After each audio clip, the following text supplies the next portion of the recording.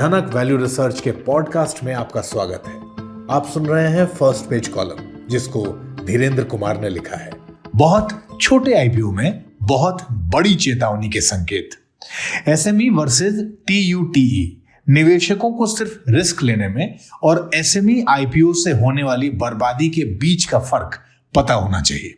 Share बाजार पर करीब से नजर रखने वाले जानते हैं कि पिछले कुछ समय से छोटी कंपनियों या एसएमई जैसा कि उन्हें कहा जाता है, उनके आईपीओ को लेकर जबरदस्त जोश दिख रहा है। इस साल इस साइज बैंड की कंपनियों के नए इशू पर 5900 करोड़ की छप्पर फाड़ बारिश हुई है। हालांकि आम निवेशकों ने इस ट्रेंड को पिछले 1-2 हफ्तों के दौरान ही नोटिस किया और हमारे इस दौर के स्वभाव के मुताबिक इसे इतनी तवज्जो इसलिए मिली क्योंकि एक आईपीओ की स्टोरी वायरल हो गई, जो एक आईपीओ की पैरोडी का मीम लगती है।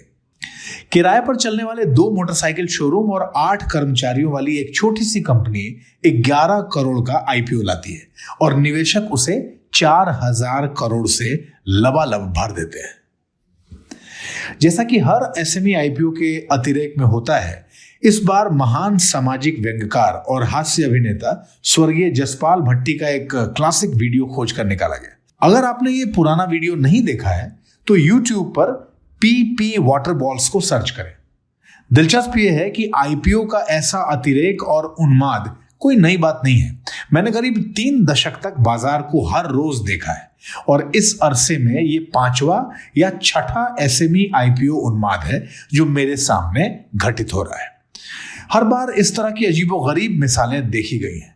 90 के दशक में एक दोस्त के घर के पास की एक फर्नीचर की दुकान का आईपीओ आया था।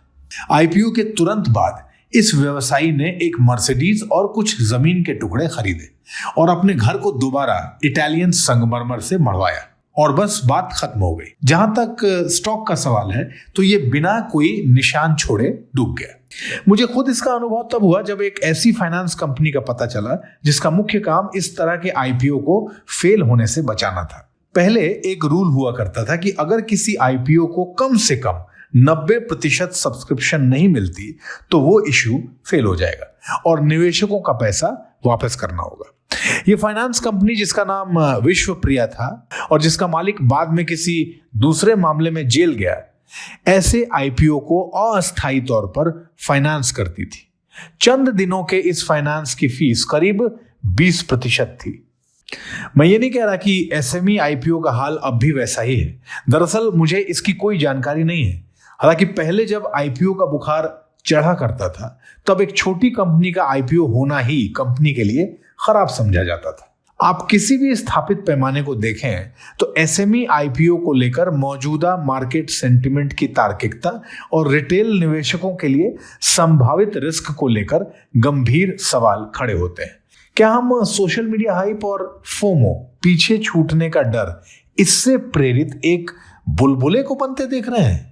कुछ समय पहले रेगुलेटर ने हस्तक्षेप करते हुए कम अनुभवी निवेशकों के बिना समझे बूझे ज्यादा रिस्क वाली कंपनियों के आईपीओ में निवेश पर सार्वजनिक चेतावनी जारी की थी। जब तक उन्माद जारी है, निवेशकों को सावधानी बरतनी चाहिए और एसएमई आईपीओ के रथ पर सवार होने से पहले पूरी तरह से जांच पड़ताल करनी चाहिए। तो क्या मैं सभी एसएमईज को छोड़ने लायक कह रहा हूं? यह सवाल जरा पेचीदा है।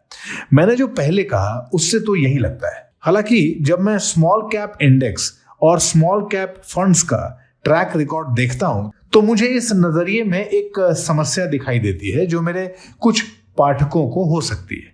आखिर हर स्मॉल कैप की शुरुआत एक एसएमई के तौर पर ही हुई थी।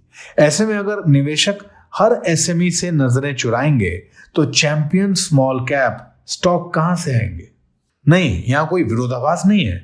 समस्या इसकी शब्दावली में है। जहां सुर्खियां एसएमई आईपीओ की बात करती हैं, वहीं जिन कंपनियों से त्योरियां चढ़नी चाहिए वो एसएमई नहीं है। एसएमई का मतलब है लघु एवं मध्यम उद्यम, मगर ये आईपीओ टीयूटीआई है, tiny and ultra tiny enterprises, सूक्ष्म एवं अति सूक्ष्म उद्यमों के नाम का मेरा ताजा आविष्कार। इनमें से कई, जिनमें से मोटरसाइकिल शोरूम भी हैं, सिर्फ दुकानें हैं। जब स्थापित स्मॉल कैप स्टॉक की चर्चा होती है तब बात हजारों करोड़ की बिक्री वाले बिजनेस की हो सकती है। इसलिए इन तथाकथित एसएमई आईपीओ में सिर्फ इस वजह से निवेश नहीं करना चाहिए क्योंकि स्मॉल कैप स्टॉक का प्रदर्शन अच्छा है। यह बात पूरी तरह से अलग स्केल वाली कंपनियों की है।